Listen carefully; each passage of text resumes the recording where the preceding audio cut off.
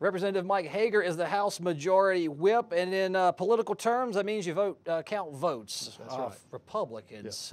You know, you've seen the agenda out there. The issues are there. What's going to define the House in 2013? Well, I will tell you, I'll count Democrat votes if they vote our way. So let's go ahead and say not just Republicans. So I think in 2013, we've got a unique opportunity in the legislature. You know, we have a Republican governor, we have a Republican House, Republican Senate, but of course I'm concentrating on the House. And I think what we'll see is conservative issues coming out. Tax reform. We'll probably look at education reform.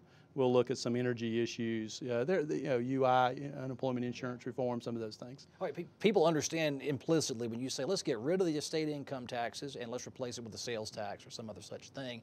The Senate seems to be farther along this process. The House seems to be holding this idea closer to the vest. Right. Are you letting them get out there and see how it goes publicly before you weigh in? Well, you know, at the end of the day, when we first started, it was Senator Rucco's idea, so he drove that issue.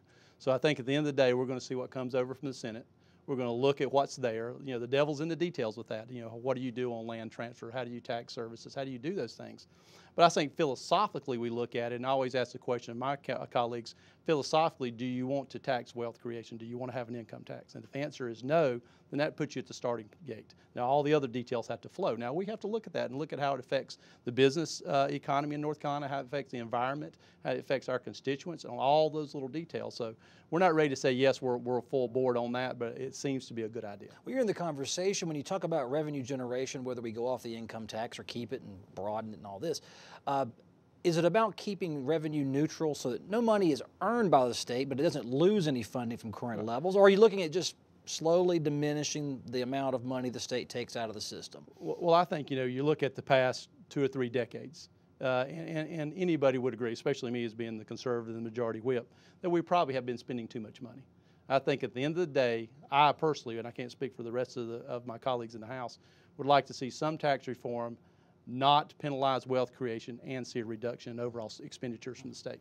Is it better from a conservative standpoint to err on the side of cutting too much, then come back and restore funding, or do you play it cautious on the cutting side at this point and gradually winnow it down to where you think or where you expect agencies and bureaucracies to operate? Well, being the previous session, the only engineer on the House floor, I think we get it right the first time.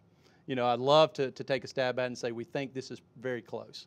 You know, that margin of error has to be very small. And answer is, you know, not too big, not too small, but as close to just right as we can get it. How close are we right now as a state to just right state government? Well, you know, right now we're looking at, you know, kind of breaking even on not having a deficit this year, but not having a surplus. And I don't think we know the answer to what you just said until we delve down some of the processes that state government has. How many people do we need? Are all the regulations about right? So there's a lot of details we've got to work out. So I'm not sure anybody can answer that question. Everybody can make a stab at it, but not an educated stab. Well, speaking of education, public education, Speaker Tillis came out earlier this week and said, hey, we want the traditional, as they call it, traditional public schools to act more like charters, maybe give them flexibility. Another school of thought is you give charters more money than ever to help them build their own school buildings, which would be directly competitive. What's the House view? I think, you know, and again, just speaking from my view, I think we give local LEAs or LEAs local control. We give them more control of how they do their business. For instance, when there are holidays, when do they start, when they finish, what they do with their budget money, how they hire and fire teachers. Give them local control, because a school that's run in Mecklenburg County is not going to be run the same as it is in Rutherford County, because we have total different geography, total different demographics. So we give them the flexibility to kind of mold the school for the geography and the demographics and the culture they're in. So that will actually, I think, reduce the dollars that we have there, which is basically what we've done with charter schools. We've given them the flexibility to operate within the constraints of their area. We want to do that for LEAs also. Now, this is Representative Mike Hager, House Majority Whip here in North Carolina. Thank you, sir, for being on the show. Thank you.